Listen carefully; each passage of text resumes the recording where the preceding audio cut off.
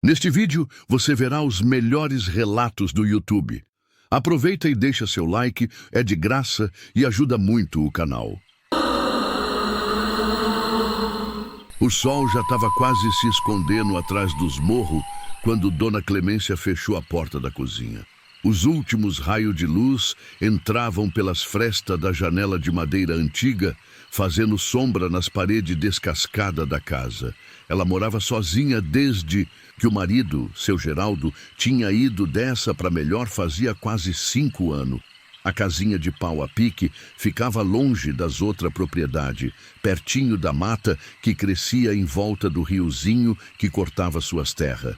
As mãos enrugadas de Clemência tremiam um pouco enquanto ela acendia o candeeiro de querosene. Tinha sido um dia comprido na lida da horta, arrancando mato e colhendo os últimos pés de mandioca que restavam. Suas costas doíam, mas ela estava acostumada com a dor.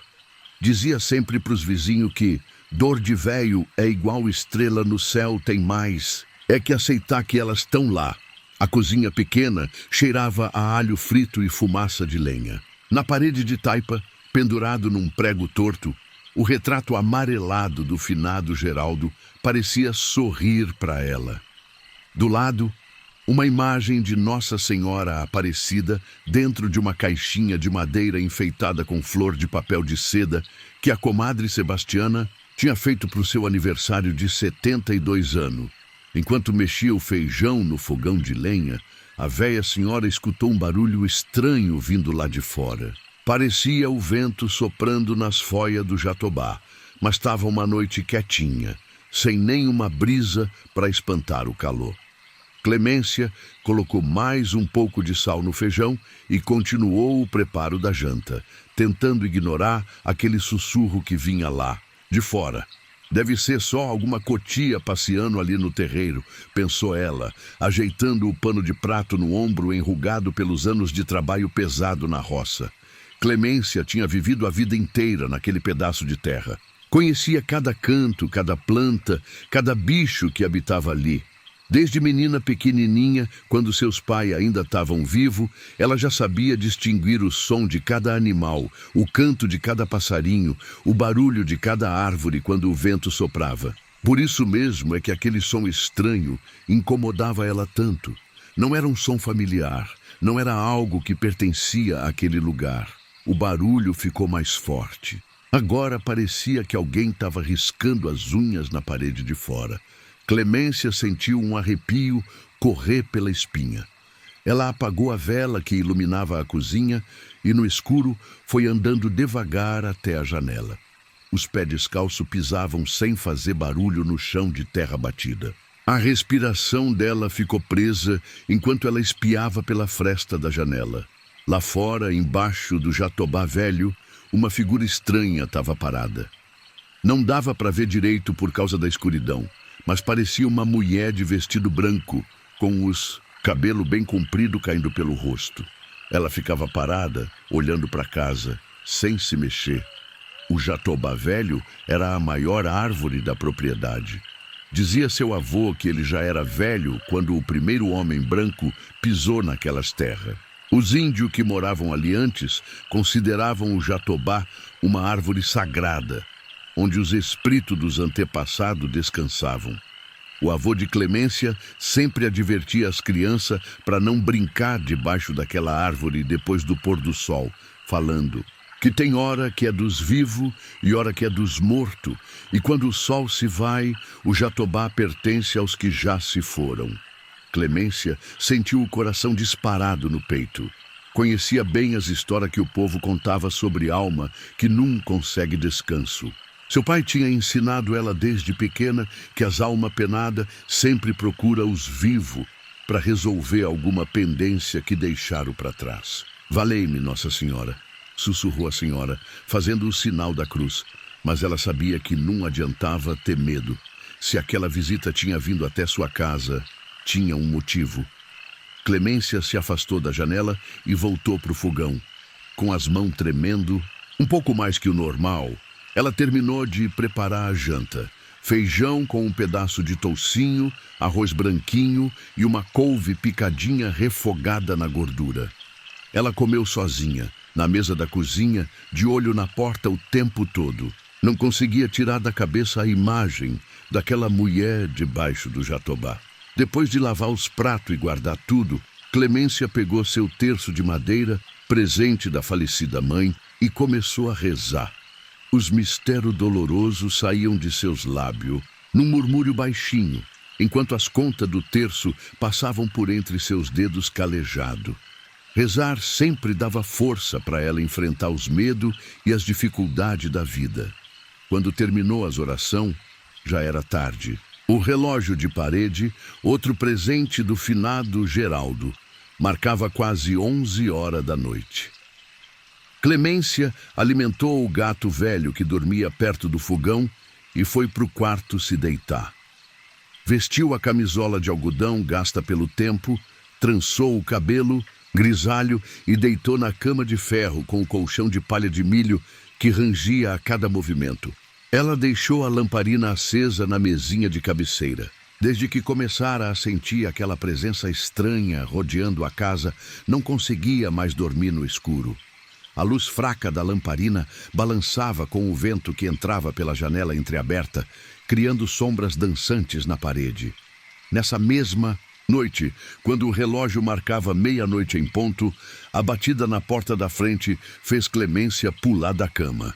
Ela dormia com um terço embaixo do travesseiro e uma garrafinha de água benta do lado da cama. Não era de hoje que ela sentiu uma presença esquisita rondando a casa, mas nunca tinha sido tão evidente quanto agora.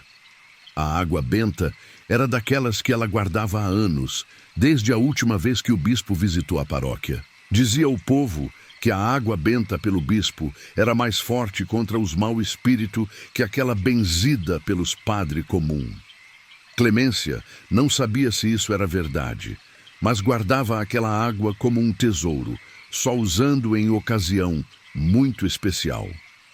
Com as pernas fracas de medo, mas o espírito fortalecido pela fé, Clemência levantou da cama. Ela pegou o terço e a água benta e foi em direção da porta. A batida continuava, suave, mas persistente. "Quem está aí?" perguntou ela com a voz trêmula. O silêncio foi a única resposta. Mas quando ela abriu uma fresta da porta, o vento frio da madrugada entrou, trazendo um cheiro doce de flor de jatobá, mesmo não sendo época de floração. Clemência olhou para fora e viu de novo a mulher de branco, agora mais perto, na beirada da varanda. A aparição não falava nada, só ficava lá, como se esperasse alguma coisa. A lua cheia iluminava o terreiro como se fosse dia, banhando tudo com sua luz prateada. As sombras da varanda dançavam no chão de terra. E o silêncio era tão profundo que dava para ouvir o coração acelerado de Clemência batendo dentro do peito. Até os grilos e as pererecas, sempre tão barulhento nas noites da roça, estavam quietos, como se também sentissem a presença daquela visitante do outro mundo. "O que você quer comigo?" perguntou Clemência, segurando o terço com força. "Se você veio em paz, pode entrar." A figura ficou parada, como se estivesse pensando se aceitava o convite. Depois de um tempo, ela começou a andar em direção à porta. Mas seus pés não faziam barulho nenhum nas tábuas de madeira da varanda. Quando a aparição chegou mais perto, Clemência pôde ver melhor. Era uma mulher jovem, uns 20 e poucos anos, com um vestido branco todo sujo de terra e sangue na altura da barriga. O rosto dela estava triste, com os olhos fundos e sem vida. Os cabelos longo e preto caíam pelo rosto pálido. No pescoço da aparição, Clemência notou um cordão fino com uma medalhinha. Mesmo na penumbra, dava para reconhecer o formato da medalha. Era Nossa Senhora das Graças, a mesma que Clemência tinha ganho no dia da sua primeira comunhão, há tantos anos atrás. Isso causou uma estranha sensação na velha senhora, como se aquela aparição não fosse tão estranha assim, como se de alguma forma elas compartilhassem algo em comum. Clemência deu um passo para trás, mas não fechou a porta. Algo dentro dela dizia que aquela alma precisava de ajuda, e ela tinha sido escolhida para isso. "Entre", disse Clemência, abrindo mais a porta. Mas não faça mal para mim. Eu estou disposta a ajudar se for da vontade de Deus. A aparição entrou na casa, trazendo consigo aquele vento gelado e o cheiro forte de jatobá. Ela flutuava um pouco acima do chão e deixava um rastro brilhante por onde passava. Clemência guiou a visita até a sala pequena, onde tinha um altar com imagens de santos. Ela acendeu uma vela e sentou numa cadeira de balanço velha. A mulher, de branco, ficou parada no meio da sala, olhando fixamente para Clemência. O altar era simples, como tudo na vida de Clemência. Uma mesinha coberta com uma toalha de crochê feita por ela mesma. Algumas imagens de santo, São José, São Benedito, Santa Rita, Santo Antônio e, claro, Nossa Senhora Aparecida bem no meio. Velas de promessa, algumas já pela metade, iluminavam o santo com uma luz tremulante. Flores do campo, colhidas no dia anterior, completavam o altar com seu colorido e seu perfume suave. Quem é você? O que aconteceu com você? Perguntou a senhora, tentando controlar o medo. A aparição abriu a boca e um som estranho saiu, como se viesse de muito longe. Clemência precisou se esforçar para entender o que ela estava falando. Me ajude a enterrar meu filho. As palavras saíram entrecortadas, como se cada uma custasse um grande esforço. A mulher de branco apontou para a própria barriga, onde a mancha de sangue era mais visível. Seu filho. Clemência arregalou os olhos, compreendendo a situação. Você estava esperando um neném quando morreu? A aparição balançou a cabeça em afirmação. Então ela levantou o braço e apontou na direção do jatobá velho no quintal. Lá, embaixo, ele me matou. Clemência sentiu um calafrio percorrer seu corpo inteiro. Ela já tinha ouvido histórias sobre aquele jatobá.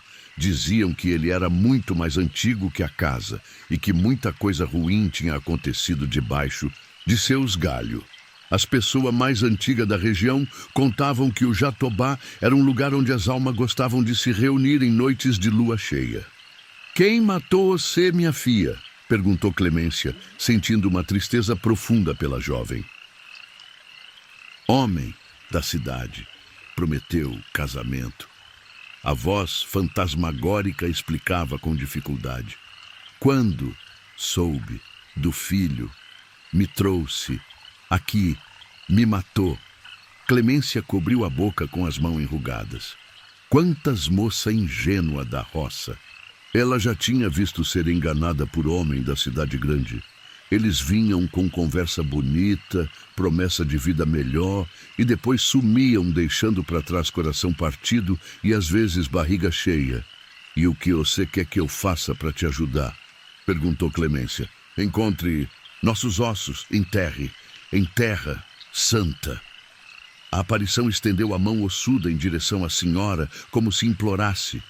Os dedos transparentes tremiam no ar e os olhos fundos brilhavam com uma luz estranha.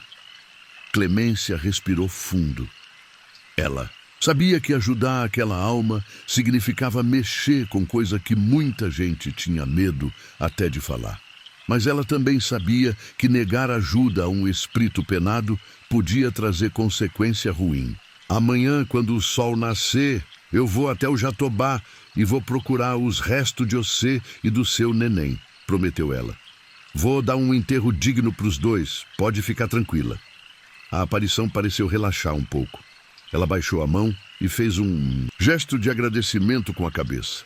Depois, como uma nevoa que se dissipa com o vento, ela foi sumindo aos poucos, até que não restou nada além do cheiro de flor de jatobá na sala. Clemência não conseguiu dormir o resto daquela noite. Ela ficou sentada na cadeira de balanço, rezando o terço e pensando no que teria que fazer no dia seguinte. Quando os primeiros raios de sol começaram a entrar pela janela, ela já estava de pé, preparando uma trouxa com ferramenta para cavar a terra.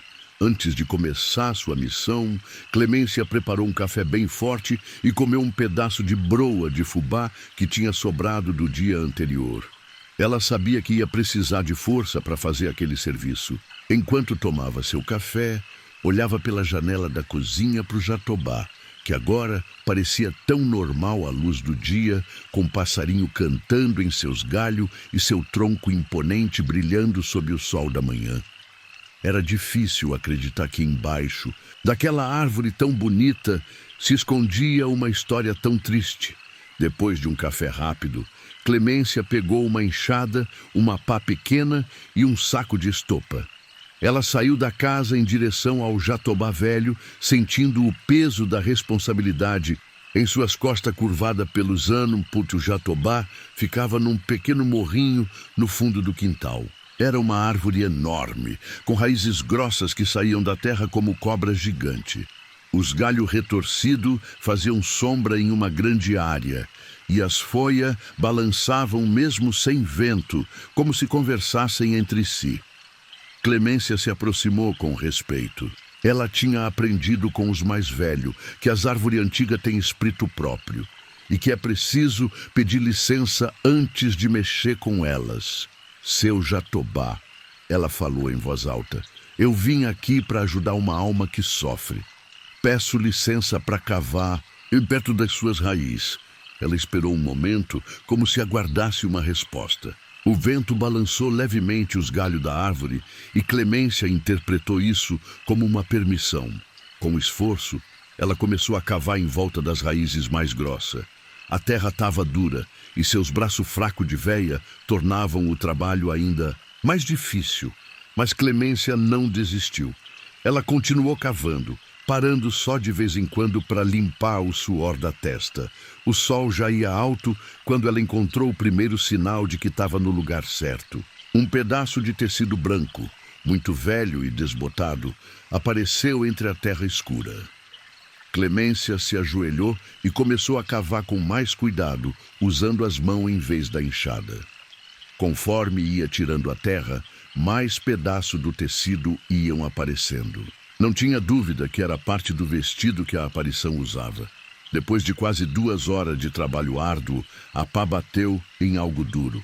Clemência se ajoelhou com cuidado e começou a tirar a terra com as mãos. Logo apareceu um pedaço de osso amarelado.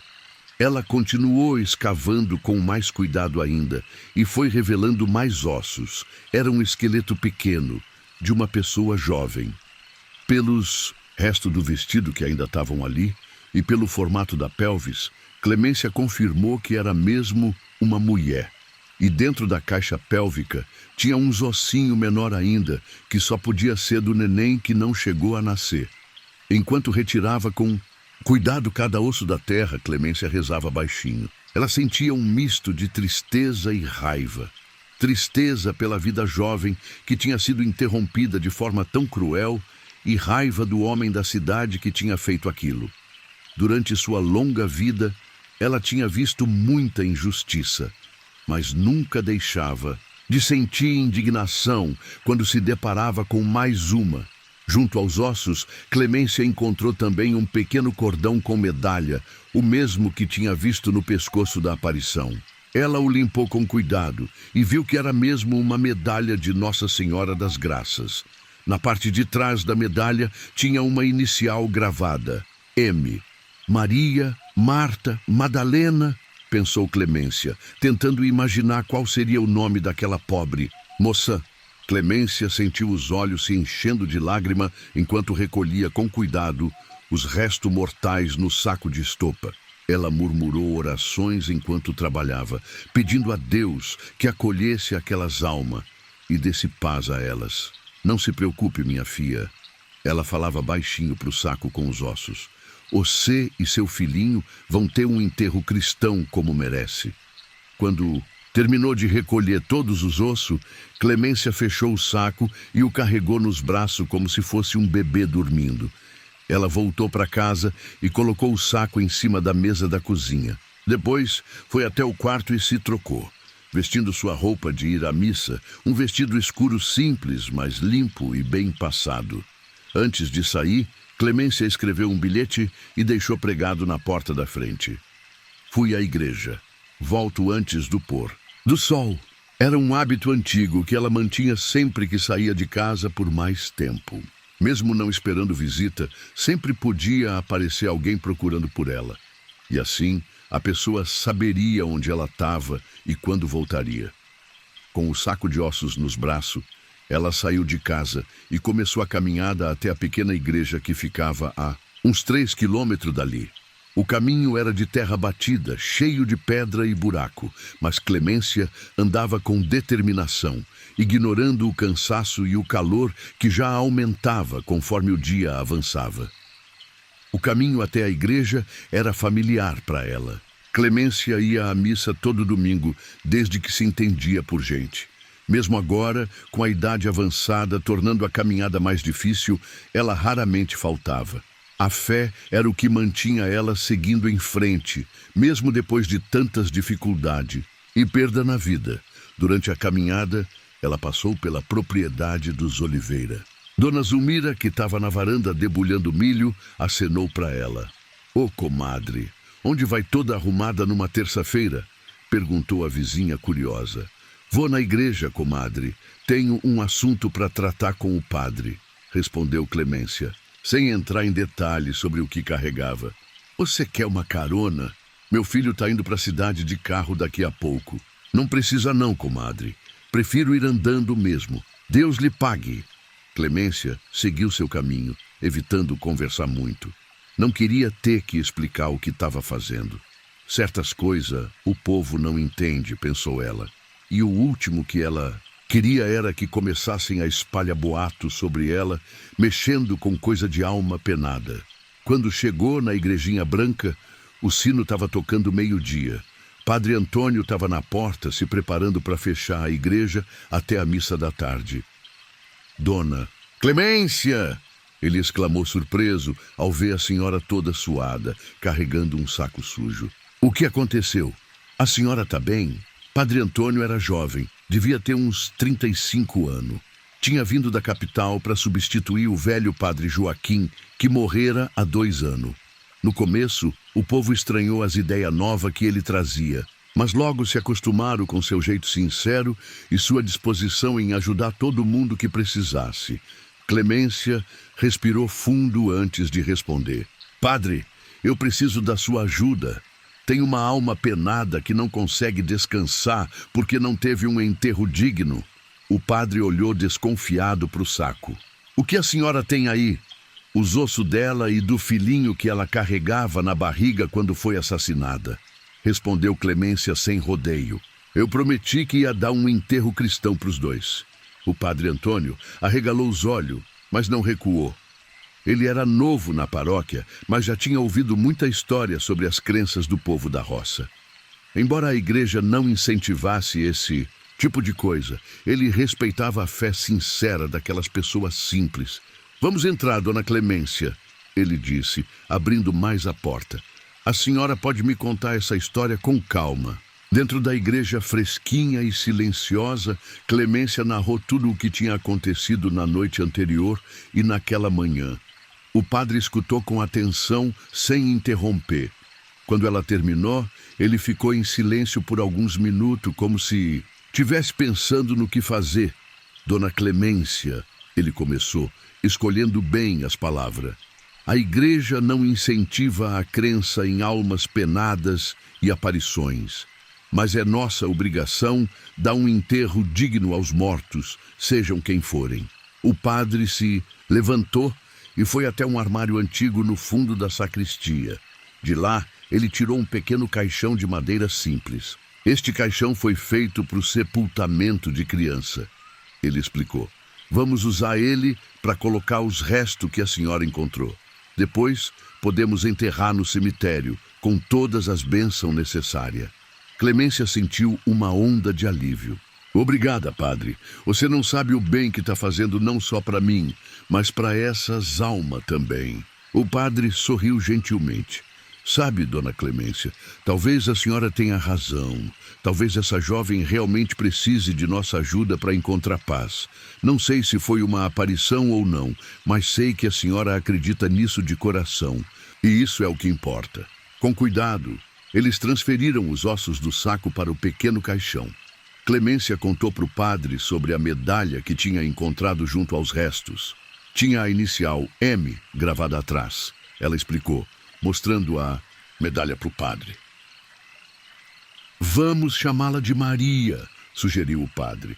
É um bom nome e muito adequado, já que ela tinha devoção à Nossa Senhora. Maria, repetiu Clemência, sentindo que o nome combinava com a jovem que tinha visto. E o bebê, como vamos chamar? Se era um menino, podemos chamá-lo de José. Se era uma menina, Ana. Assim temos os nomes dos avós de Jesus. Clemência sorriu. Gosto muito desses nomes. Vamos fazer assim, então. O padre vestiu sua estola roxa e fez uma pequena cerimônia ali mesmo, na sacristia. Ele abençoou os restos mortais, aspergiu água benta e rezou as orações pelos falecidos. Maria e seu filho não nascido, José ou Ana, que Deus tenha misericórdia de suas almas e os acolha em seu reino de luz e paz, rezou o padre, fazendo o sinal da cruz sobre o pequeno caixão. Depois, chamou o coveiro da igreja e os três seguiram para o cemitério nos fundos da propriedade. O cemitério era simples, com cruzes de madeira e pequenas lápides de pedra. Num canto mais afastado, o coveiro cavou uma cova não muito funda, onde o pequeno caixão foi colocado. O sol da tarde já começava a perder força, lançando sombras longas pelo cemitério.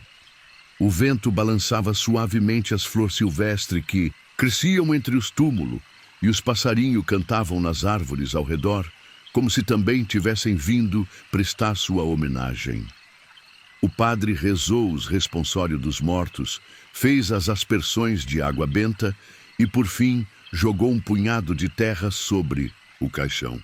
Clemência também jogou um punhado de terra, junto com algumas flores de jatobá que tinha colhido mais cedo. Que Deus receba essa mãe e seu filho no paraíso, disse o padre, fazendo o sinal da cruz. E que suas almas descansem em paz. Amém. Respondeu Clemência, sentindo que tinha cumprido sua promessa. A senhora percebe que provavelmente aconteceu um crime, né? Comentou o padre, enquanto eles voltavam para a igreja. Talvez devêssemos comunicar às autoridades. Clemência balançou a cabeça. De que adianta agora, padre? Isso aconteceu há muito tempo. O assassino já deve estar morto também, ou então é um velho como eu. A justiça dos homens já não alcança mais ele, mas a justiça de Deus, essa sim, nunca falha. O padre não insistiu. Ele sabia que Clemência tinha razão. Pelos estados dos ossos e do tecido, aquele crime devia ter acontecido muitas décadas atrás. Vou rezar uma missa por Maria e seu filho no próximo domingo, prometeu o padre. A senhora... Vem! Claro que venho, padre. Não perco uma missa do Senhor, respondeu Clemência com um sorriso cansado. Quando voltou para casa, já era quase noite. Clemência se sentia estranhamente leve, apesar do cansaço físico. Ela preparou um chá de erva cidreira e sentou na varanda para ver o pôr do sol. De repente, uma brisa suave trouxe novamente aquele cheiro doce de flor de jatobá. Clemência olhou em direção à árvore e viu por um instante a figura da mulher, de branco, mas agora ela não estava mais com expressão de sofrimento. Ela sorria e em seus braços havia um pequeno embrulho que só podia ser seu bebê. A aparição levantou a mão em um gesto de agradecimento e depois foi sumindo, como se dissolvesse no ar do entardecer. Clemência fez o sinal da cruz e sorriu de volta. Vá em paz, minha filha, ela sussurrou. Você e seu neném agora pode descansar. Naquela noite, Clemência dormiu melhor do que há muitos anos. E, embora nunca mais tenha visto a aparição, ela sempre colocava uma flor de jatobá na janela quando elas floresciam, como uma forma de lembrar daquela que tinha procurado sua ajuda para encontrar paz. Os anos foram passando e Clemência nunca contou essa história para ninguém da região. Ela sabia que algumas coisas são melhor guardadas no coração, mas sempre que alguém comentava sobre o jatobá velho e as histórias de assombração que envolviam ele, ela sorria discretamente, sabendo que pelo menos uma dessas almas já tinha encontrado seu caminho. Com o passar dos anos, a história de Maria e seu bebê foi ficando cada vez mais distante na memória das pessoas. Mas Clemência nunca esqueceu. Todos os anos, no dia em que tinha encontrado os ossos, ela fazia uma visita ao cemitério e deixava flor na sepultura simples, onde apenas uma cruz de madeira indicava o local de descanso final dos dois. Na cruz, Clemência tinha pedido para o marceneiro da cidade escrever: Maria e seu anjinho, descansem na paz do Senhor. Às vezes, quando estava sozinha em casa e a noite estava clara, com lua cheia iluminando o terreiro, Clemência tinha a impressão de ver uma figura de vestido branco passeando pelo quintal com um bebê nos braços. Nesses momentos, ela sorria e murmurava uma oração, feliz por saber que Maria agora podia cuidar do seu filhinho em paz. O jatobá continuou crescendo, forte e imponente.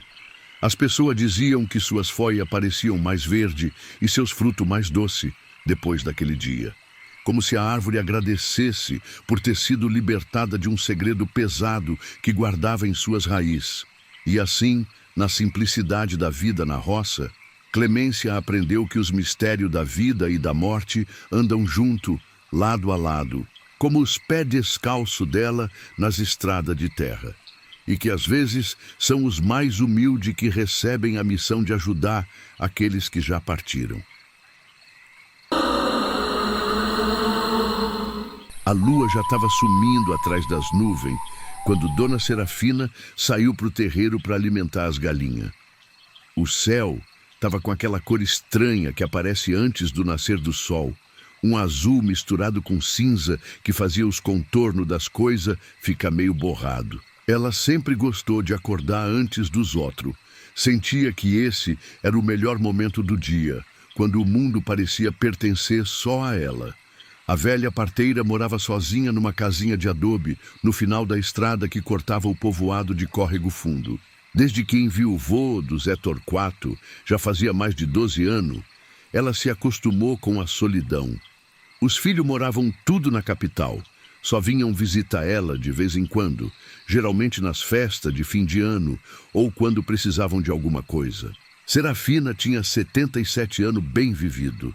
As mãos eram cheias de mancha e veia saltada, mas ainda tinha força para puxar um bezerro durante um parto difícil ou para segurar as crianças que ela ajudava a trazer ao mundo. No povoado, não tinha uma família que não tivesse pelo menos um membro que não tinha vindo ao mundo, pelas mãos daquela senhora de cabelo branco e olhar firme. Enquanto jogava o milho para o terreiro e observava as galinhas correndo afobada, Serafina escutou um barulho vindo da direção do córrego que passava nos fundos de sua propriedade.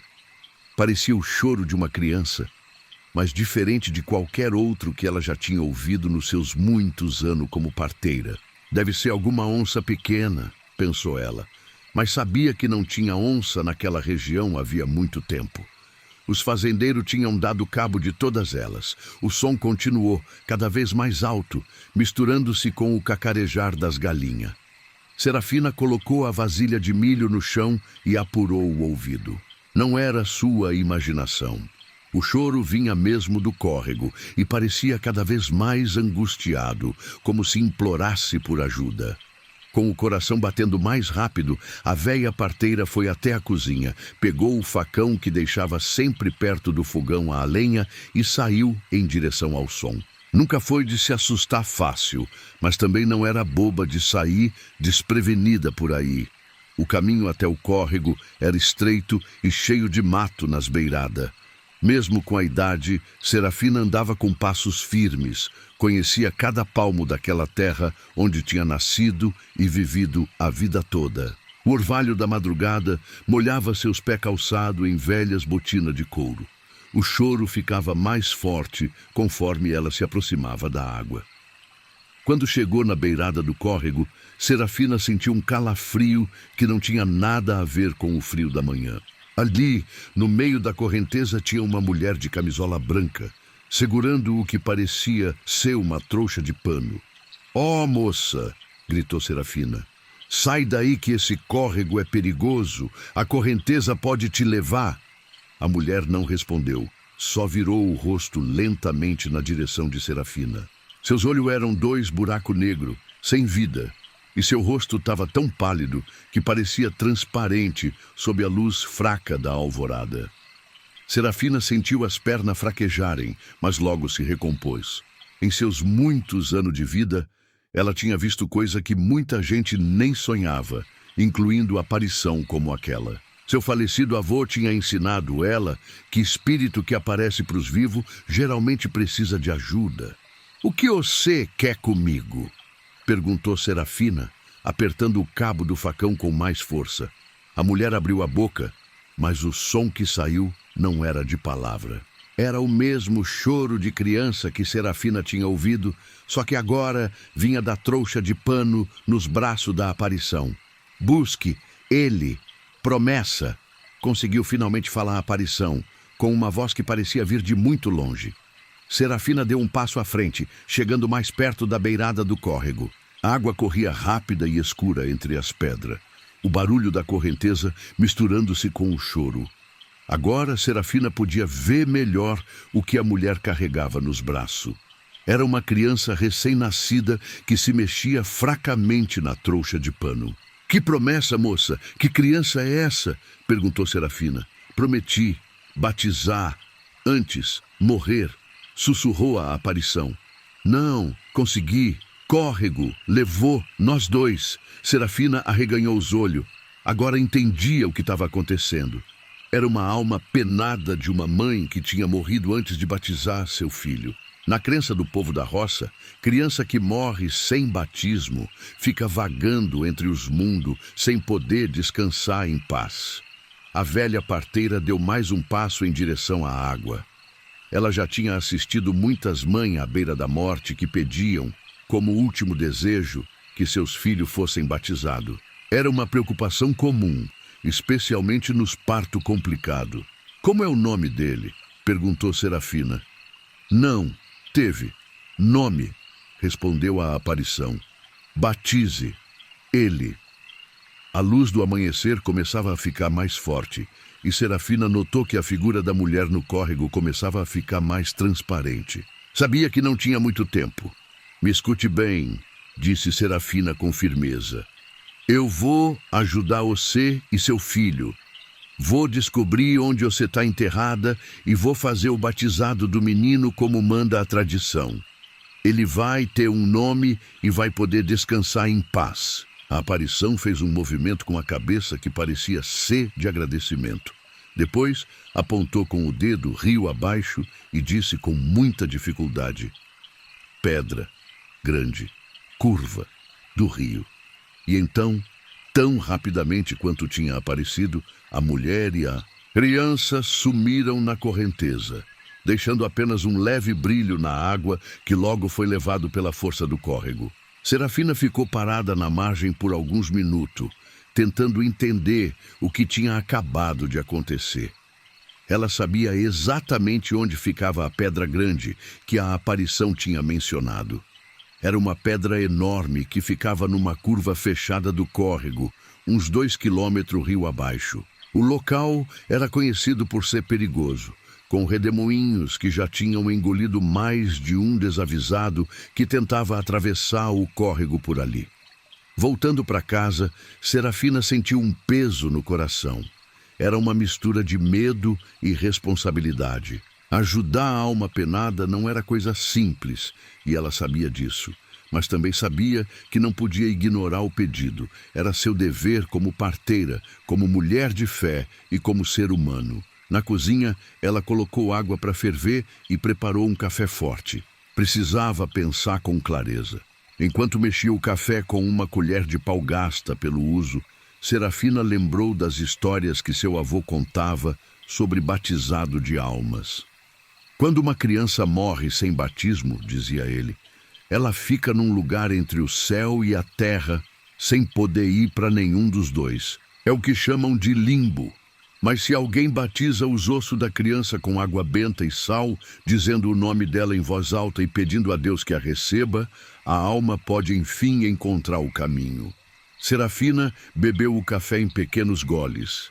sentindo o calor do líquido descendo por sua garganta ressecada. Quando terminou, já sabia o que tinha que fazer. Primeiro, precisava descobrir quem era aquela mulher. Depois de arrumar a casa e alimentar os animais, ela trocou de roupa e seguiu em direção à casa de seu Juvenal, o morador mais antigo do povoado, que já tinha passado dos 90 anos e conhecia todas as histórias de Córrego Fundo. A casa de seu Juvenal ficava no centro do povoado, perto da igrejinha de Nossa Senhora da Conceição. Era uma casa simples, mas bem cuidada, com uma varanda onde o velho gostava de passar as tardes sentado numa cadeira de balanço, observando o movimento na rua de terra batida. Quando Serafina chegou, ele estava lá fumando um cigarro de palha e acariciando um cachorro magro que dormia aos seus pés. "Bom dia, seu Juvenal", cumprimentou Serafina. "Ô, comadre!" exclamou o velho, abrindo um sorriso que mostrava os poucos dentes que ainda restavam em sua boca. "Que vento bom traz você aqui." "Preciso da sua memória, compadre", disse Serafina, sentando-se num banco de madeira ao lado dele. "Você conhece todas as histórias desse lugar. Você se lembra de alguma mulher que tenha morrido afogada no córrego, junto com uma criança recém-nascida?" O sorriso no rosto de seu Juvenal desapareceu, dando lugar a uma expressão séria. Ele tirou o cigarro da boca e olhou fixamente para Serafina. "Por que você quer saber disso, comadre?" perguntou ele com a voz baixa. "É importante, Juvenal. Prometo que não é por curiosidade à toa." O velho ficou em silêncio por um momento, como se estivesse pensando se devia ou não falar. Por fim, suspirou profundamente e começou. "Isso foi há muito tempo, Serafina. Você nem tinha nascido ainda. Deve ter sido lá por volta de 1920, se não me engano. Tinha uma moça chamada Guilhermina, filha de um fazendeiro aqui da região. Ela se envolveu com um tropeiro que passou por essas bandas. Quando descobriu que estava esperando um filho, o pai dela ficou furioso." Seu Juvenal parou para acender outro cigarro. Suas mãos enrugadas tremiam um pouco enquanto ele riscava o fósforo. "O tropeiro sumiu, como esses tipos sempre some. O pai da moça, para evitar a vergonha, mandou ela para casa de uns parentes longe, onde ela ficaria até a criança nascer. Depois, a ideia era dar o neném para adoção e trazer a moça de volta, dizendo que ela tinha ido estudar na capital." Ele deu uma longa tragada no cigarro antes de continuar, mas Guilhermina não aceitou isso. Na noite em que o pai ia mandar ela embora, fugiu de casa. Estava chovendo muito, o córrego estava cheio. Ela tentou atravessar perto da Pedra Grande, e a correnteza levou ela, completou Serafina. "Isso mesmo. Acharam o corpo dela 2 dias depois, enroscado nos galhos de uma árvore caída, uns 4 quilômetros rio abaixo. Mas o bebê nunca foi encontrado. Dizem que ela já tinha dado a luz quando tentou atravessar o rio, porque tinha sangue nas roupas dela." Serafina sentiu um arrepio percorrer sua espinha. "E onde enterraram ela?" "No cemitério velho, aquele que fica perto da fazenda dos Mendonça. Foi um enterro às pressas, sem muita cerimônia. O pai não queria chamar a atenção para o caso, dizem, até que o padre se recusou a fazer os ritos completos, porque ela tinha tirado a própria vida. Mas isso eu já não sei se é verdade." Serafina agradeceu a informação e se despediu do velho. Agora tinha um nome, Guilhermina, e sabia onde procurar. O cemitério velho ficava a uns 6 quilômetros do povoado, já quase não era usado mais. As famílias antigas da região preferiam enterrar seus mortos no cemitério novo, que ficava mais perto da igreja. Antes de ir ao cemitério, Serafina passou pela igreja. Precisava falar com o padre Bento e conseguir água benta para o ritual que planejava. O padre era um homem jovem, recém-chegado da capital, mas que respeitava as tradições local e não se opunha às crenças do povo. "Dona Serafina!" exclamou ele ao vê-la entrando na pequena igreja. "Que surpresa agradável! Veio rezar um pouco?" "Não hoje, padre", respondeu ela. "Vim pedir um favor. Preciso de um pouco de água benta." "Claro, sem problema", disse o padre, indo até a pia batismal. Posso perguntar para quê? Serafina hesitou um momento, mas decidiu ser sincera. Vou fazer um batismo de alma, padre. Uma mãe e seu filho morreram sem que a criança pudesse ser batizada. Ela veio me pedir ajuda. O padre parou com o frasco de água benta na mão, olhando para ela com uma expressão intrigada. Veio pedir ajuda? Como assim, dona Serafina? A alma dela, padre. Apareceu para mim hoje de manhã, no córrego. O padre Bento não era de ignorar as crenças populares, embora a igreja oficialmente não reconhecesse muitas delas. Ele entregou o frasco para Serafina e disse gentilmente: vou rezar por essa alma e por você, dona Serafina. Tenha cuidado, essas missões podem ser perigosas. O senhor nem imagina quanta coisa eu já vi nessa vida, padre, respondeu ela com um sorriso cansado. Mas obrigada pela preocupação. Com a água benta segura na bolsa de pano que levava a tiracolo, Serafina seguiu em direção ao cemitério velho. O sol já ia alto no céu e o calor aumentava a cada hora. O caminho era longo e difícil, subindo e descendo o morro, atravessando pasto e pulando cerca.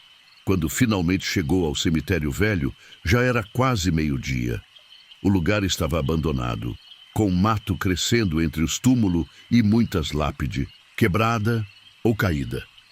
Uma cerquinha de madeira apodrecida rodeava o local, e o portão de entrada pendia de uma única dobradiça enferrujada. Serafina entrou com reverência. Desde pequena, tinha aprendido a respeitar os mortos e os lugares onde eles descansavam. Ela caminhou lentamente entre os túmulos, procurando por alguma indicação do local onde Guilhermina poderia estar enterrada. Depois de quase 1 hora examinando as lápides desgastadas pelo tempo, encontrou uma pequena cruz de ferro com o nome Guilhermina Rodrigues, 1902-1920. Era uma sepultura simples, sem nenhum enfeite ou inscrição além do nome e das datas. Te encontrei, murmurou Serafina, ajoelhando-se na terra úmida. Naquele mesmo instante, um vento frio e incomum para aquela hora do dia soprou pelo cemitério, balançando as folhas das árvores ao redor. Serafina teve certeza de que estava no lugar certo. Com cuidado, ela limpou o mato que crescia sobre a sepultura. Depois, abriu sua bolsa e tirou de dentro uma pequena trouxa de pano branco, um pouco de sal grosso que tinha trazido de casa, uma vela branca e o frasco com água benta. Serafina sabia que o que ia fazer não era um batismo reconhecido pela igreja, mas era uma prática antiga, passada de geração em geração entre o povo da roça. Uma forma de dar descanso às almas, que partiam desse mundo sem o sacramento necessário. Ela acendeu a vela e a colocou sobre a sepultura. Depois, abriu a trouxa de pano branco, revelando um pequeno boneco feito de palha de milho, do tamanho de um bebê recém-nascido. Era uma representação simbólica da criança que nunca foi encontrada. Eu, Serafina Batista, parteira e servidora de Deus, vim cumprir a promessa feita a Guilhermina Rodrigues, começou ela em voz alta. Vim para batizar seu filho que partiu desse mundo sem nome e sem a graça do batismo. Ela pegou o frasco de água benta e derramou um pouco sobre o boneco. De palha. Eu te batizo, filho de Guilhermina, com o nome de Gabriel, em nome do Pai, do Filho e do Espírito Santo. Depois, ela espalhou o sal em forma de cruz sobre a sepultura. Que esse sal purificador afaste todo o mal e abra os caminhos para o céu, onde mãe e filho poderão finalmente se encontrar e descansar em paz. Serafina terminou o ritual rezando um Pai Nosso, uma Ave Maria e o Credo. Quando acabou, sentou-se no chão e ficou em silêncio por alguns minutos, como se esperasse algum sinal de que seu trabalho tinha sido aceito. Foi então que ela sentiu, primeiro como uma brisa suave, depois como uma presença quase palpável ao seu lado. Não precisava olhar para saber que Guilhermina estava ali, agradecendo. O choro de bebê, que tinha ouvido pela manhã no córrego, agora soava diferente, calmo, tranquilo. como o de uma criança que adormece nos braços da mãe. Quando voltou para o povoado, já era quase noite. Serafina sentia-se exausta, mas em paz. Tinha feito o que podia para ajudar aquelas duas almas a encontrar descanso. Na manhã seguinte, ela voltou ao córrego, no mesmo lugar onde tinha visto a aparição. A água corria serena entre as pedras, refletindo a luz dourada do sol nascente. Não havia mais nenhum sinal da mulher ou do choro de criança. Vá em paz, Guilhermina. Vá em paz, pequeno Gabriel, murmurou ela, jogando no córrego uma flor branca que tinha colhido no caminho. Vida no povoado seguiu seu curso normal nos dias seguintes. Serafina voltou às suas atividades de parteira, ajudando a trazer nova vida ao mundo. Mas algo dentro dela tinha mudado. Sempre que chegava perto do córrego, sentia uma paz estranha, como se tivesse feito uma conexão especial com aquele lugar. Algumas semanas depois do ritual no cemitério, Serafina foi chamada no meio da noite para ajudar num parto difícil. A jovem Maria das Dores, de apenas 17 anos, estava tendo complicação com seu primeiro filho. Quando Serafina chegou na casa simples onde a moça morava com a mãe, a situação já estava crítica. Ela está perdendo muito sangue, dona Serafina, disse a mãe da jovem com lágrima nos olhos. Salve minha filha, pelo amor de Deus. Serafina trabalhou a noite toda, usando todo o seu conhecimento e experiência. O parto era realmente complicado, com a criança em posição invertida. Em certo momento, Serafina achou que ia perder os dois, mãe e filho. Foi então que sentiu uma presença familiar no quarto. Não conseguia ver nada, mas sentiu um toque suave em suas mãos, como se alguém tivesse guiando seus movimentos. O quarto, de repente, pareceu ficar mais frio, e um cheiro de flores silvestres encheu o ar. Com uma habilidade que nem ela mesma sabia que possuía, Serafina conseguiu virar o bebê na posição correta.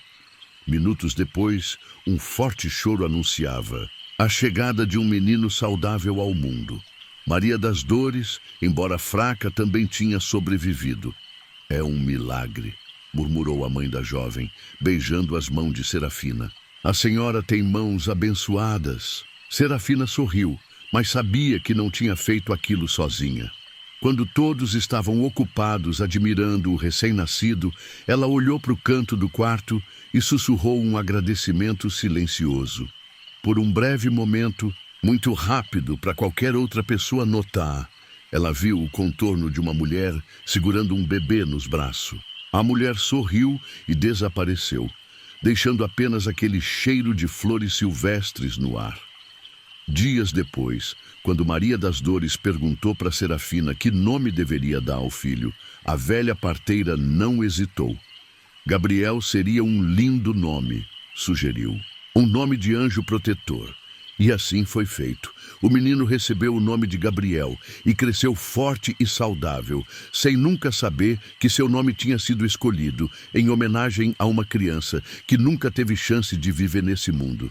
Os anos foram passando, e a história de Guilhermina e seu filho foi aos poucos se tornando mais uma das muitas lendas que povoavam a imaginação dos moradores de Córrego Fundo. Dizia-se que nas noites de lua cheia era possível ver uma mulher de branco carregando um bebê, caminhando serena pela margem do córrego, mas não era mais uma aparição assustadora. As pessoas diziam que vê-la trazia sorte e proteção, especialmente para as mulheres grávidas e crianças pequenas. Serafina continuou seu trabalho como parteira até que a idade avançada não mais permitiu. Quando ela morreu, aos 92 anos, foi enterrada no cemitério novo, com todas as honras que uma mulher respeitada merecia. Mas antes de partir, fez um último pedido aos filhos. Quero uma flor branca jogada no córrego fundo, no lugar onde ele passa pela Pedra Grande. Façam isso por mim. Os filhos não entenderam muito bem o pedido, mas o respeitaram. No dia do enterro de Serafina, a filha mais velha foi até o córrego e jogou uma flor branca na água, exatamente no local indicado pela mãe. Dizem que naquele exato momento, 2 pássaros brancos surgiram do nada e voaram círculos sobre a água antes de sumirem no horizonte. E por um breve instante, a filha de Serafina jurou ter ouvido o som distante de uma mulher cantando uma canção de ninar. Até hoje, quando nasce uma criança em córrego fundo, os mais velhos recomendam que se jogue uma flor branca no córrego para pedir a bênção e proteção de Guilhermina e seu filho Gabriel. E as parteiras da região, quando enfrentam um parto difícil, murmuram uma prece pedindo a ajuda de Serafina, a mulher que teve coragem de atravessar a fronteira entre os mundos dos vivos e dos mortos, para cumprir uma promessa sagrada. E assim, na simplicidade da vida rural, as histórias se misturam com crenças, a fé se mistura com a realidade, criando laços que nem mesmo a morte consegue quebrar. Laços de compaixão, de compreensão e, acima de tudo, de profundo respeito pelo mistério da vida e da morte.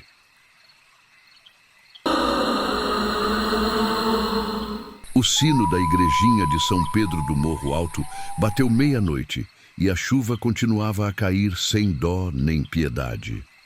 Os relâmpagos iluminavam o céu e o barulho dos trovão fazia tremer as janelas da casa de Dona Mariana.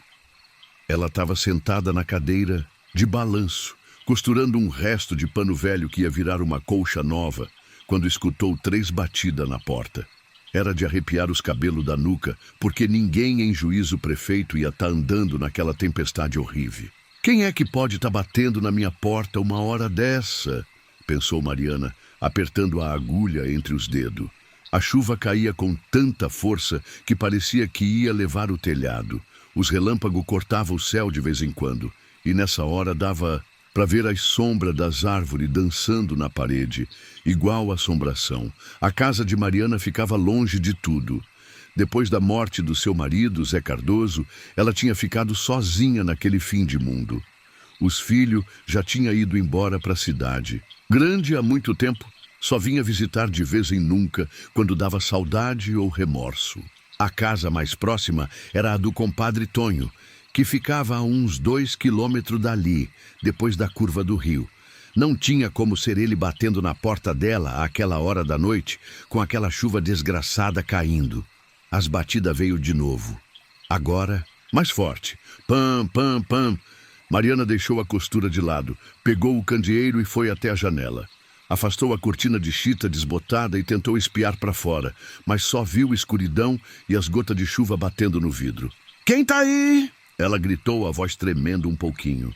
Nada de resposta, só o vento uivando e a chuva batendo na telha. Se for gente de bem, diga o que quer. Se for o coisa ruim, vá embora que aqui tem água benta. Foi quando ela viu, no clarão de um relâmpago, uma figura parada na varanda. Era uma mulher toda molhada, com um vestido branco que grudava no corpo dela. Mariana apertou o candeeiro com força. O estranho é que, mesmo com a chuva caindo forte, a mulher não se mexia nem um tantinho para se proteger. Alguma coisa naquela figura parecia familiar para Mariana. Era como se ela conhecesse aquela pessoa, mas não conseguia lembrar de onde. A memória dela já não era mais como antigamente. Mariana abre a porta, tô com frio. A voz veio fraquinha, quase que levada pelo vento, mas Mariana escutou e o sangue dela gelou nas veias. Aquela voz, ela conhecia aquela voz. Não pode ser, sussurrou Mariana para si mesma. Não pode ser ela. As mãos de Mariana tremiam enquanto ela colocava o candeeiro em cima da mesa e caminhava devagarinho até a porta. Todo mundo sabia que não era bom negar abrigo, nem mesmo numa noite como aquela. Podia ser alguma pobre alma precisando de ajuda, mas aquela voz era de alguém que não devia mais estar andando por esse mundo. Quem está aí? Mariana perguntou de novo, a mão na maçaneta, sem coragem de abrir. Sou eu, comadre. Abre a porta. Preciso te contar uma coisa. Mariana sentiu um arrepio subir pela espinha. Aquela voz era de Neuza, sua amiga e comadre de mais de 30 anos. A mesma Neuza que tinha morrido há 3 meses atrás, levada por uma febre que nenhum remédio, nem de farmácia, nem de raizeiro, tinha conseguido curar. Com o coração batendo que nem o tambor na festa de São João, Mariana abriu uma fresta da porta e espiou. Lá estava ela, Neuza, igualzinha da última vez que Mariana tinha visto ela, só que mais pálida, os olhos sem brilho, o cabelo grudado na testa por causa da chuva. Usava o mesmo vestido branco com florzinha que tinha sido enterrada. Comadre Neuza? A voz de Mariana saiu fininha, como um pio de passarinho assustado. Deixa eu entrar, Mariana. Tá frio aqui fora. Preciso te contar uma coisa importante. Sem saber direito o que estava fazendo, Mariana abriu mais a porta. Neuza entrou, mas não fez barulho nenhum. Não pingava água no chão mesmo estando ensopada. Não deixava marca de pé no assoalho de madeira. Mariana sentiu o frio entrar junto com ela. Um frio que não era só da chuva lá de fora. Você morreu, comadre. Como tá aqui na minha casa? Neuza sorriu. Um sorriso triste que não chegava. Nos olhos, eu sei que morri, Mariana. Mas não consegui ir embora em paz. Tem uma coisa que preciso te contar. Um segredo que carreguei por muito tempo. A casa estava silenciosa. Só se ouvia a chuva lá fora e o tic-tac do relógio velho na parede. Mariana sentou na cadeira de balanço de novo, as pernas bambeando. Neuza ficou parada na frente dela, a pele tão branca que parecia de papel. Lembra do Zé, seu marido? Ele não morreu de acidente como todo mundo pensa, Mariana. Mariana arregalou os olhos. Seu marido tinha morrido há 15 anos, quando o trator que ele dirigia virou numa ribanceira. Pelo menos essa era a história que todo mundo conhecia. Como... Assim, comadre, o que você está querendo dizer? Neuza chegou mais perto e o ar ao redor ficou ainda mais gelado. Seu Zé descobriu um segredo, Mariana. Um segredo sobre as terras daqui. Ele sabia demais e por isso tiveram que silenciar ele. A chuva aumentou lá fora e um trovão forte fez a casa inteira tremer. Mariana se benzeu, os dedos trêmulos fazendo o sinal da cruz. Quem, comadre? Quem fez isso com meu Zé? Neuza se aproximou, mas e agora Mariana podia ver através dela, como se a comadre fosse feita de névoa. Os Mendonça, Mariana. Foi o velho Mendonça e os filhos dele. Eles descobriram que o Zé sabia sobre o ouro escondido na gruta do Morro Verde. Ouro que o avô deles roubou dos escravos e escondeu lá há mais de 100 anos. Seu marido achou os documentos antigos quando estava arrumando o porão da casa paroquial, a pedido do padre Antônio. Mariana sentiu o coração pesar. Os Mendonça era a família mais rica e poderosa da região. Dono de quase todas as terras, controlavam tudo e todos. E o pior, o filho mais velho, Juvenal Mendonça, era agora o prefeito da cidade. E por que você está me contando isso agora, depois de tanto tempo, comadre? Um relâmpago iluminou o rosto de Neuza, que agora parecia mais séria e sômbria. Porque eu também descobri, Mariana. Eu estava limpando a casa do velho Mendonça como faço, como fazia toda semana. Encontrei um diário velho no fundo de uma gaveta. E lá estava tudo escrito sobre como eles armaram o acidente do seu Zé, como sabotaram o trator dele. Mariana cobriu a boca com as mãos para não gritar. Todo esse tempo achando que tinha sido só uma fatalidade, uma dessas coisas tristes que acontece na vida. E eles descobriram que você sabia, comadre. Neuza abaixou a cabeça. A febre que me levou não foi natural, Mariana. Eles colocaram alguma coisa na água que eu bebi naquele dia. Eu senti o gosto estranho, mas achei que era só o poço que estava com problema. As lágrimas começaram a escorrer pelo rosto de Mariana. Seu marido e agora sua melhor amiga levados pela ganância dos Mendonça. Mas por que você não foi na polícia, comadre? Por que guardou esse segredo? Que polícia, Mariana? O delegado é primo do velho Mendonça. Ninguém ia acreditar numa empregada contra a família mais importante da região. De repente, um barulho lá fora chamou a atenção das duas. Parecia passos na lama, alguém se aproximando da casa mesmo com aquela tempestade. Eles vêm atrás de você agora, Mariana, disse Neuza, a voz urgente. O velho Mendonça ficou sabendo que eu vinha muito na sua casa antes de morrer. Eles desconfia que eu posso ter te contado alguma coisa. Mariana se levantou, assustada. Mas eu não sabia de nada até agora. Eles não vão acreditar nisso. Os Mendonça não deixa cabo solto, Mariana. Nunca. O barulho lá fora ficou mais forte. Eram vozes de homem, mais de um. O coração de Mariana disparou. O que eu faço agora, comadre? Neuza olhou para a janela e depois de volta para Mariana. Escuta bem o que vou te dizer. Na gruta do Morro Verde, no fundo dela, tem uma passagem que só se vê quando a lua está cheia. Essa passagem leva para uma caverna, onde os Mendonça esconderam não só o ouro, mas também todos os documentos que provam os crimes que eles cometeu ao longo dos anos. Tem prova contra eles lá, Mariana. Prova que pode acabar com o poder deles de uma vez por todas. As batidas na porta começaram fortes e violentas. Dona Mariana, abre essa porta. É o Juvenal Mendonça. Preciso falar com a senhora. Mariana olhou para a porta e depois de volta para onde Neuza estava, mas a comadre tinha desaparecido. No lugar onde ela estava, só tinha um pequeno embrulho no chão. Um pedaço de papel velho, dobrado e amarrado com uma fita preta.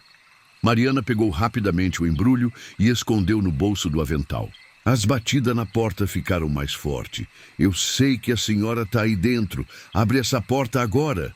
Com o coração na boca, Mariana foi até a porta. Respirou fundo, tentando parecer calma, e abriu. Lá fora estava Juvenal Mendonça, o prefeito, filho do velho patriarca da família. Junto com ele, havia 2 homens grande e forte, capanga conhecidos na região por resolver problema da família Mendonça. Todos eles estavam molhados da chuva, mas Juvenal tinha um guarda-chuva que não estava ajudando muito com o vento forte. Boa noite, dona Mariana. Desculpe incomodar a essa hora, disse Juvenal com um sorriso falso. Ele era um homem de uns 50 anos. Cabelo grisalho bem cortado, roupa cara mesmo estando na roça. Podemos entrar? Tá uma tempestade danada aí. Eu fora. Sem muita escolha, Mariana abriu mais a porta e deu passagem. Os 3 homens entraram trazendo lama e água para dentro da casa limpa. O que o senhor quer comigo, seu Juvenal? Já é tarde da noite. Juvenal tirou o chapéu molhado e olhou ao redor da casa simples, como se procurasse alguma coisa. A senhora está sozinha, dona Mariana. Pensei ter ouvido vozes quando estava chegando. O coração de Mariana acelerou, mas ela conseguiu manter a voz firme. Estava só conversando com meu Zé. Às vezes falo com ele, mesmo ele já estando no céu faz o tempo. Velhice é isso, a gente fica meio doidinha da cabeça. Juvenal sorriu de novo. Aquele sorriso que não chegava nos olhos. Claro, claro. Bom, vou direto ao assunto. Soube que a senhora era muito próxima da dona Neuza. Que Deus a tenha. Mariana sentiu um frio na barriga, mas continuou firme. Era minha comadre, grande amiga. E ela nunca comentou nada estranho com a senhora? Talvez sobre a minha família? Sobre algo que ela possa ter encontrado na nossa casa? Os 2 capanga começaram a andar pela sala, olhando tudo, como se procurassem alguma coisa. Um deles foi até a mesa onde Mariana estava costurando e pegou o pano que ela estava trabalhando. Não, nunca falou nada disso. A Neuza era uma mulher trabalhadora. Só falava de coisa boa da família, dos netos. Juvenal se aproximou mais, ficando cara a cara com Mariana. Tem certeza, dona Mariana? Porque se a senhora estiver escondendo alguma coisa, foi quando um dos capanga fez um barulho estranho e cambaleou para trás. Mariana e Juvenal olharam na direção dele. O homem estava branco como cal, apontando para o canto da sala. Chefe, tem alguém ali? No canto mais escuro da sala, onde o candeeiro não alcançava direito, uma figura começou a aparecer. Era Neuza, ainda mais transparente do que antes, mas com os olhos agora brilhando de um jeito estranho, quase como fogo. Sai da casa da minha comadre. A voz de Neuza ecoou, parecendo vir de todo lugar e de nenhum lugar ao mesmo tempo. O outro. Capanga também viu e soltou um grito. Juvenal ficou paralisado, o rosto misturando medo e descrença. O que é isso? A figura de Neuza avançou em direção a eles, flutuando alguns centímetros do chão. Assassino!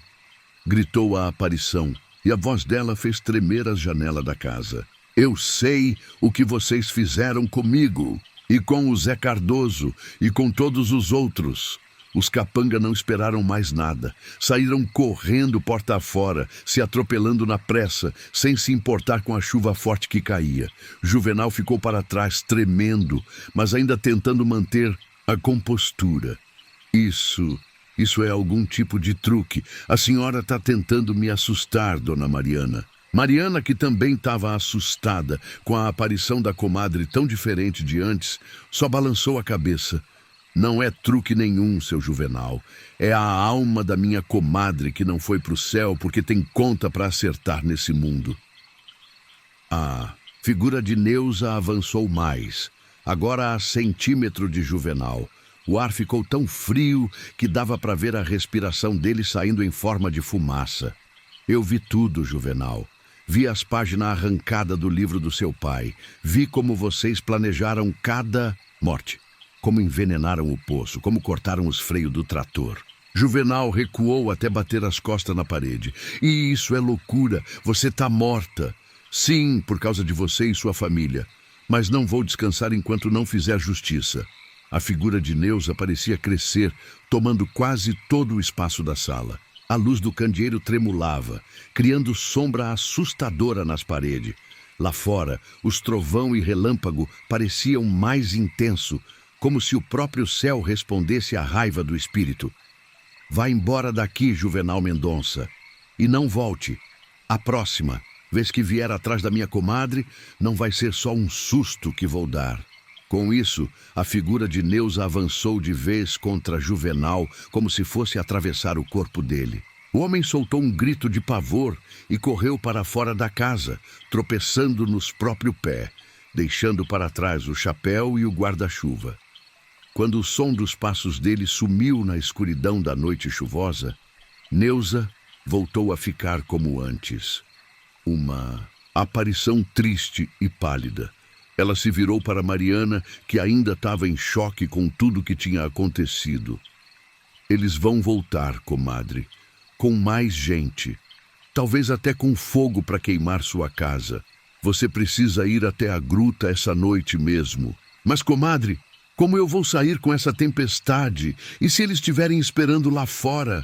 Eles correram como o diabo corre da cruz, Mariana. Não vão parar tão cedo. E quanto à chuva, eu posso ajudar. Neuza se aproximou da janela e olhou para o céu. Ergueu as mãos e murmurou alguma coisa que Mariana não conseguiu entender. De repente, a chuva começou a diminuir até parar completamente. As nuvens se afastaram, revelando a lua cheia, grande e brilhante no céu. Como você fez isso? Comadre? Neuza sorriu, triste. Do lado de lá a gente aprende umas coisas, Mariana. Agora vai, pega um lampião e vai até a gruta. Não tem muito tempo antes dos Mendonça se recuperar do susto e voltar. Mariana ainda estava assustada com tudo, mas sabia que a comadre estava certa. Pegou uma capanga de couro, colocou dentro um lampião, fósforo, um pouco de comida, uma faca e o embrulho misterioso que Neuza tinha deixado. Vestiu um casaco velho e pegou um chapéu de palha. Você vai comigo, comadre? Neuza balançou a cabeça. Não posso ir até lá, Mariana. Tem coisa que segura a gente em certo lugar quando a gente morre. Mas vou ficar de olho nos Mendonça. Se eles vierem atrás de você, vou fazer de tudo para atrasar eles. Com o coração apertado, Mariana abraçou a amiga, mas seus braços passaram através dela como se fosse apenas ar. Obrigada por me avisar, comadre. Vou fazer justiça por você e pelo Zé. Vai com Deus, Mariana. E lembra, no fundo da gruta, quando a lua bater na parede esquerda, vai aparecer uma passagem. Segue ela até o fim. Mariana saiu pela porta dos fundo, evitando o caminho principal. A noite estava clara agora, graças à lua cheia que brilhava forte. O chão estava encharcado e lamacento pela chuva recente, mas pelo menos não tinha mais água caindo. Com passos rápidos para uma senhora de sua idade, ela começou a caminhada em direção ao Morro Verde. O caminho era difícil, subindo pela encosta do morro, entre árvore antiga e pedra escorregadia. Mariana já conhecia bem aquele lugar. Quando era mais nova, ia até lá catar fruta e erva para remédio. Mas fazia ano que não subia até tão alto, especialmente de noite. Depois de quase uma hora de caminhada, avistou a entrada da gruta. Era uma abertura não muito grande na pedra, parcialmente escondida por arbusto e samambaias. Acendeu o lampião e entrou, abaixando-se um pouco para passar pela entrada estreita. Dentro da gruta, o ar era úmido e frio. Goteiras caíam do teto de pedra, formando pequenas poças no chão. O lampião iluminava as paredes rochosas, revelando desenho antigo que pareciam ter sido feito pelos índios que habitavam a região muito antes dos fazendeiros chegarem. Mariana avançou com cuidado, seguindo o túnel que ia se aprofundando na montanha. À medida que caminhava, o túnel ficava mais largo e alto, até que ela chegou numa câmara maior. Ali, a luz da lua entrava por uma fenda natural no teto, iluminando o centro do espaço. No fundo da gruta, quando a lua bater na parede esquerda, murmurou Mariana, lembrando das palavras da comadre. Ela olhou para a parede esquerda, mas não viu nada de especial. Era só rocha comum, com um pouco de musgo e salitre. Então, ela notou que a luz da lua ainda não tinha chegado até lá. Precisava esperar. Sentou-se numa pedra e esperou. Os minutos passaram devagar. O único som era o pingar constante da água nas poças. De repente, como se um relógio invisível tivesse marcado a hora certa, a luz da lua se moveu e começou a iluminar a parede esquerda. O coração de Mariana acelerou quando viu que, com a luz, surgiu um desenho na parede que antes não estava lá. Era um círculo com símbolos estranhos ao redor, como uma espécie de porta selada. Sem saber exatamente o que fazer, Mariana se aproximou e tocou no centro do círculo. Para sua surpresa, a pedra cedeu sob seus dedos, afundando alguns centímetros. Um ruído de mecanismo antigo ecoou pela caverna, e uma parte da parede começou a se mover, revelando uma passagem secreta. Minha Nossa Senhora, sussurrou Mariana, fazendo o sinal da cruz. A passagem era estreita e escura. Mariana ergueu o lampião e viu que era um túnel que descia mais fundo na montanha. Com o coração aos pulos, ela entrou, seguindo o caminho descendente. O túnel era úmido e frio, com raízes pendendo do teto e pequeno inseto correndo para longe da luz do lampião. Após alguns minutos de caminhada cuidadosa, Mariana chegou a outra câmara, menor que a primeira, mas com algo que fez ela prender a respiração. No centro da câmara havia um baú de madeira antiga, reforçado com ferro enferrujado. Ao redor dele, espalhado pelo chão, havia moeda de ouro, joia e pedra preciosa. As paredes da câmara estavam decoradas com prateleira talhada na própria rocha, e nessas prateleiras havia documento amarelado, livro antigo e outras relíquias. Então era verdade, murmurou Mariana. O tesouro roubado dos escravos. Ela se aproximou com cuidado e começou a examinar os documentos. Eram escritura de terra, registro de compra e venda de escravo, mesmo depois da Lei Áurea, confissão de assassinato, acordo ilegal com político da capital. Toda a história suja da família Mendonça estava ali, documentada e preservada, como um arquivo do mal que eles tinham feito ao longo de geração. Foi então que Mariana se lembrou do embrulho que Neuza tinha deixado. Tirou-o do bolso do avental e desatou a fita preta. Dentro havia um pedaço de papel muito velho, com uma mensagem escrita à mão. para quem encontrar este mapa. Deixo aqui o registro dos crimes da família Mendonça, que me forçou a ajudar a esconder este tesouro roubado do suor e sangue de gente inocente. Que a verdade venha à tona um dia e que justiça seja feita. José Bonifácio, capataz arrependido. Ano de 1889. Embaixo da mensagem havia um mapa detalhado da gruta e instruções sobre como abrir um compartimento secreto no baú, onde estaria guardado o documento mais importante, a confissão assinada pelo velho Mendonça original, admitindo todos os seus crimes. Mariana seguiu as instruções, apertando uma sequência de entalhes na lateral do baú. Com um estalo, um compartimento se abriu, revelando um livro de capa de couro. Ela o abriu com cuidado, as páginas amareladas pelo tempo, e começou a ler a confissão detalhada dos Mendonça. Estava tudo lá. Como eles tinham chegado à região fingindo ser apenas fazendeiros comuns, mas na verdade eram fugitivos de outra província, acusados de múltiplos crimes. Como tinham roubado terra dos índios local e dos pequenos agricultores.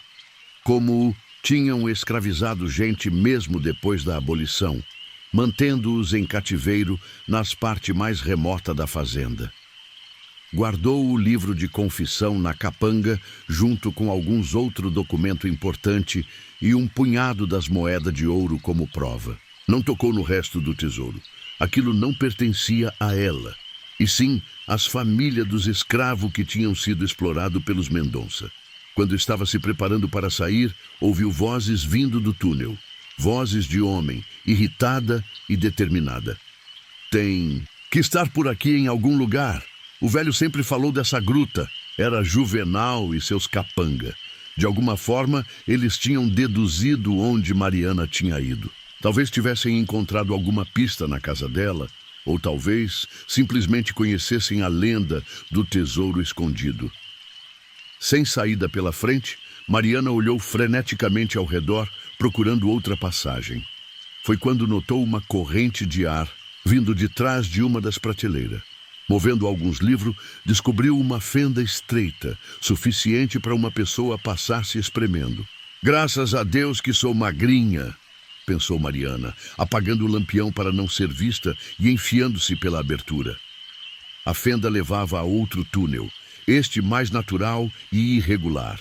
Mariana avançou no escuro, uma mão na parede para se guiar, a outra segurando firme a capanga com as provas. Atrás dela, ouvia as vozes dos homens ficando mais alta à medida que se aproximavam da Câmara do Tesouro. Após o que pareceu uma eternidade rastejando por aquele túnel apertado, Mariana sentiu o ar ficar mais fresco. Estava chegando a uma saída. Com um último esforço, espremeu-se por uma abertura entre pedra e saiu numa encosta do outro lado do morro. A lua ainda brilhava forte, iluminando a paisagem. Dali, podia ver as luzes da cidade de São Joaquim ao longe. Era para lá que precisava. Irmund, com determinação renovada, Mariana começou a descer a encosta, tomando cuidado para não escorregar nas pedras molhadas. Tinha uma longa caminhada pela frente, mas a força da verdade e o desejo de fazer justiça por seu marido e por sua comadre a impulsionavam. À medida que se afastava da gruta, jurou ter visto, pelo canto do olho, duas figuras etéreas ao seu lado, uma de Zé Cardoso e outra de Neuza. Eles não falaram nada, apenas sorriram e fizeram um gesto de encorajamento antes de desaparecerem na brisa noturna. Vou conseguir, compadre Zé.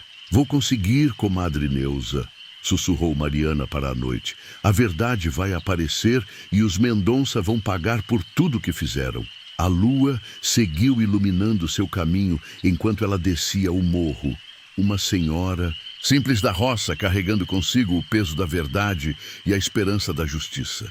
Lá atrás, na gruta, os gritos de raiva de Juvenal Mendonça ecoavam quando ele descobria que o segredo de sua família, escondido por mais de 100 anos, finalmente viria à tona. E dizem que, até hoje, nas noites de lua cheia, quem passa perto Do Morro Verde pode ver a figura de uma senhora de cabelo branco caminhando ao lado de dois espíritos, um homem de chapéu de palha e uma mulher de vestido branco com florzinha.